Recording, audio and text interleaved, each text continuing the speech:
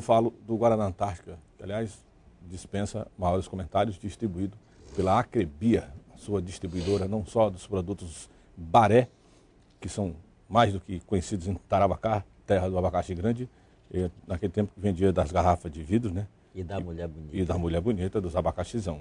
Deus é grande. Então, vamos fazer propaganda de Tarauacá. Que vai ter Expo Tarauacá agora, em setembro. Setembro, é? O governador autorizou, nós vamos organizar. Setembro já é o período em que se colhem os abacaxis grandes lá em Tarauacá. Exatamente. Qual é o recorde que tu te lembra, Moisés? Já chegou a 17 quilos. Hoje está a média de 12 quilos. Está diminuindo. Por que está diminuindo o tamanho do abacaxi? As mulheres continuam bonitas, né? As mulheres estão ficando cada vez mais bonitas. Bonita. É proporcional, é inversamente proporcional ao abacaxi, né? O peso do abacaxi está passando para a beleza das mulheres. Isso é bom, isso é muito bom. Eu não sabia que ia ter Expo Tarauacá. Vai ser a primeira? É a primeira. Porque tinha aquele festival do abacaxi. Atual prefeito parece-me que está querendo fazer o festival do abacaxi, mas eu vou fazer um apelo que a gente junte com a Expo Tarauacá numa coisa fazer só. Um evento grandão. E que se possa fazer um grande evento envolvendo o governo do estado, prefeitura e empresários. É bom porque ligaria também com a Expo Juruá. Que será mais ou menos 20 dias pós-Expo Juruá. Beleza, então aí vai já utiliza a mesma estrutura do Juruá, que fica guardada em Tarauacá, as barracas, né? Toda a estrutura do Juruá fica em Tarauacá para a gente organizar a Expo Tarauacá. E mostrar os abacaxizão. E as mulheres... Agora, abacaxi grande mesmo não é mais em Tarauacá, não. Abacaxi grande mesmo tem aqui, né? Cadê abacaxi aqui? Tem uns abacaxizão, né? E eles pegam o pessoal de Tarauacá para descascar isso, É porque a gente veio lá da terra do abacaxi. O pessoal aproveita. Aproveita. Mas tu não te abula mais com... Os abacaxis agora estão mais difíceis de descascar do que antes. O que está acontecendo? O governo parece ter uma peculiaridade em relação aos outros, isso aqui, né? Porque em 6 meses parece que tudo tinha que explodir, já explodiu, né? Já foi batizado na água, com alagação, com fogo, na base aliada e com os sindicatos aos emboléu, com ameaça de greve, declaração de greve, fogo amigo e tudo quanto é coisa boa. Esse doutor Tião Viana já aguentou na vacina. O resultado da eleição muito apertado no Acre, do Tião, em relação ao nosso adversário, e criou-se então uma expectativa, vamos derrotar logo esse governo no começo. Né? Acho que sim. Porque todo governo no começo é muito forte. Eu não conheço na história do Acre nenhum movimento que se quisesse deflagrar a greve já no primeiro ano de governo, não conheço. Todas as eleições foram com a margem considerável de votos. Desde Edmundo Pinto, que eu conheço, Flaviano, é a primeira vez que se faz movimentos tão fortes no começo do governo. Naquela época o Flaviano ganhou com 25 mil votos de diferença, o Edmundo ganhou com 13 mil votos, o Orley ganhou com por aí assim também. O Jorge nem se fala. O Jorge nem se fala, depois o Jorge ganhou de novo, e agora a primeira vez que o pessoal sentiu assim, o cheiro que dá para derrubar. O gosto. O gosto, né? Mas o Tião está trabalhando muito e nós vamos reverter esse quadro. Eu acho que o salto alto que nós tínhamos, parece-me que alguém pegou esse salto alto, nós estamos procurando trabalhar com muita humildade. A sandália da humildade. Para corrigir os erros, as deficiências. Eu dizia ontem na Assembleia que nesses 8 anos que eu estou na Assembleia, eu nunca vi um governo dialogar tanto com os servidores. Foram já dezenas de reuniões com os sindicatos. Nós temos problemas que, se contar, ninguém acredita. A saúde, por exemplo, que é o setor mais vital, mais importante de uma sociedade, porque eu não dialogo contigo se eu não tiver saúde.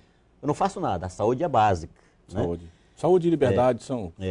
E aí nós temos na saúde hoje pelo menos 6 sindicatos. É Sindicato Geral, que é o Sintesac, o Sindicato da Enfermagem, Sindicato dos Médicos, Sindicato dos Odontólogos, Sindicato dos Farmacêuticos, Sindicato agora Associação dos Médicos Radiologistas. Ou seja, como é que se consegue chegar a um acordo com tanta gente? Então, mas é uma legislação que todo mundo trabalhou por ela, né? Acabar com os sindicatos mas o ideal únicos de categorias, né? E gerou isso. O ideal é você ter a democracia na base, chegar a um acordo na base, levar para o governo que é um só. O patrão é um só, é o governo. Só tem um governador. Aí você tem os sindicatos que não se entendem e, se você for olhar, é exatamente a última categoria que falta a gente fechar um acordo. Já fechamos acordo, o governo, com a educação, com todas as indiretas. Fechamos acordo com categorias, inclusive, que a gente achava que não conseguiria, que foi o caso, por exemplo, dos agentes penitenciários, da meninada do ISE, do sistema socioeducativo, todas as indiretas. Já estão fechados esses? Todos esses aceitaram a proposta de dos 20% escalonados? 20%. Falta ainda fechar esse acordo com a saúde e com a Polícia Militar e Bombeiros. Já fechamos o acordo com a Polícia Civil. Portanto, falta aí... Então foi depois ou foi antes da decretação da greve do meio da semana? Na verdade, utilizaram o termo greve geral, que até semanticamente não está correto. Greve geral é para todo mundo, né? Geral é geral. Deveria. E aí até tentaram me desmentir o que eu tinha dito na tribuna. Eu digo, não tem 12 sindicatos, tem 4 sindicatos da saúde, né? Que é o Sindicato dos Médicos, o Sintesac, o SPAT da enfermagem e o Sindicato dos Odontólogos. 4 sindicatos. E uma associação de saúde, que é dos farmacêuticos, e tem 3 associações militares, inclusive uma sem condições de dialogar porque está fazendo eleição. A eleição da AME encerrou ontem. Então, na verdade, não tem 12 sindicatos, tem 4 sindicatos da saúde e mais nenhum outro sindicato. Agora, o que está havendo com a oposição ao governo? Ela aprendeu a fazer política sindical, ou ela foi instruída pelo pessoal que está no governo, que ninguém melhor do que quem está no governo fez boas greves no passado? O que está acontecendo? Porque essa história é bacana da gente contar. Essa semana agora, disseram que você, como líder do governo, Moisés, teria engrossado o caldo e dito que a greve está sendo partidarizada, politizada. E, de verdade, se você tivesse dito isso, ou tiver dito isso, não será mentira nenhuma, porque toda greve é política, né? Se ela é partidária, aí é onde eu quero chegar. A greve, ou o movimento grevista, ou o movimento pró-greve, ou um movimento que você se inicia para cair ou não numa greve, depende do tom. Por exemplo, se eu chego na tua casa, aí eu jogo pedras na tua janela, eu jogo pedras na tua porta, aí depois... Primeiro me bate, esculhamba. Aí eu bato a palma e peço para entrar para beber água. Eu não conheço que isso dê certo. Eu primeiro entro na tua casa, dialogo, aí se você me expulsa de lá, me trata mal, eu posso até na saída jogar pedra. Então, eu estava na Assembleia, chegou um grupo de funcionários, em torno de 150, né? E alguns deputados iam falar, eram vaiados. Bastava o cara subir na tribuna e dizer assim, não, aquele é do governo, então já é vaiado, mesmo que esteja tratando de outro assunto. Aquele da oposição é aplaudido. Então começa a criar um clima de confronto. Como é que você vai vaiar, confrontar quem você vai pedir apoio? Então a Assembleia não é um lugar que decide quanto dá de aumento. Sim. A Assembleia é uma casa para dialogar, para abrir espaço com o governo. Pode encaminhar politicamente, mas só pode dar reajuste salarial lá dentro. O governo é que vai decidir quanto pode em cima do seu orçamento. Então, o que eu estou fazendo? Ontem eu gastei mais da metade da minha tarde dialogando com os dirigentes da enfermagem. Porque, na minha opinião, não tenho nenhuma dúvida de que 80% da saúde está na enfermagem. Enfermeiros, técnicos de enfermagem e agente de enfermagem. E os convenci a dialogar hoje. Nesse instante, aliás, no horário que eu gravo a entrevista, o governo está recebendo a enfermagem, que é 80% da saúde. E o que foi que eu fui dizer para esses meus companheiros da saúde, meus amigos? Eu não estou aqui falando como líder do governo, estou falando como uma pessoa que passou 20 anos no movimento sindical. Fazendo greve também. Fazendo greve também. Vaiando também. Vaiando também, né? Mas só depois que não tinha mais como dialogar. Sim.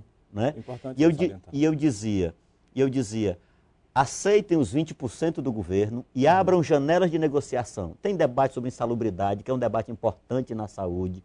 Os médicos, por exemplo, que agora estão falando em greve, já conquistaram no governo Bill Marques que os chamados penduricalhos fossem incorporados ao salário base. Que eram aquelas vantagens que viriam ou não... Que não leva para a aposentadoria. Governo, Os demais servidores da saúde até agora não tiveram essa conquista de incorporar essas vantagens no salário base. Eu defendo que se inicie um debate de incorporação dessas vantagens. A educação, por exemplo, apoiou os 20% e conquistou o curso de nível superior para todos aqueles que não têm nível superior na educação. Eu estou defendendo que a gente construa um plano que se garanta o nível superior para os trabalhadores em saúde de nível médio. Seriam custeados pelo Estado? Pelo Estado. Portanto, você aceita os 20% e abre uma janela de negociação a médio prazo para discutir outras vantagens da saúde nas várias áreas específicas, para os odontólogos, para os médicos, para os enfermeiros, técnicos de saúde, para as pessoas que fazem a limpeza. Às vezes, pessoas, por exemplo, que trabalham em empresas terceirizadas do governo na saúde, têm reclamações que o governo tem que chamar os donos de empresa para um diálogo sobre isso, às vezes sobre tratamento de funcionários que estão reclamando, que estão sendo tratados não como deviam ser tratados, ou seja, tem uma gama de demandas na saúde que só vão ser resolvidas a partir da instalação do diálogo, grupo de trabalho. Eu até quero puxar um pouco além disso para conversar sobre o seguinte, da forma como vocês conseguirem realizar agora um entendimento com os sindicatos dessas diversas categorias, terá sido para agora, a priori. Vamos colocar que em cima da demanda se chegou a um resultado e vai se aplicá-lo, né? Na década de 80, se conseguiu produzir para o Estado um plano de cargos e salários que contemplava todo o funcionalismo com 3 níveis e aquilo durou por vários tempos. Eu queria falar das coisas mais longas do que das coisas mais imediatas. Eu quero fazer um intervalo, daqui a pouco quero informar, inclusive, as reuniões marcadas que faltam até segunda-feira do governo com o movimento social, para na terça-feira a gente poder... Eu estou defendendo, Clemer, que a gente faça um grande encontro dos sindicalistas no Palácio com o governador para ele anunciar esse resultado. Beleza, nós vamos falar sobre tudo isso daqui a pouco. É sempre bom estar conversando com alguém que fez parte dessas coisas todas, né? E que hoje está nessa bacana, bonita tarefa, né? De conciliar e achar resultados permanentes. Vou fazer um rápido intervalo. Daqui a pouco volto conversando com o deputado comunista, doutor, meu amigo, poeta e tarauacaense, homem do abacaxi grande, Moisés Diniz. Daqui a pouco ele é líder do governo na Assembleia Legislativa. Daqui a pouco a gente volta.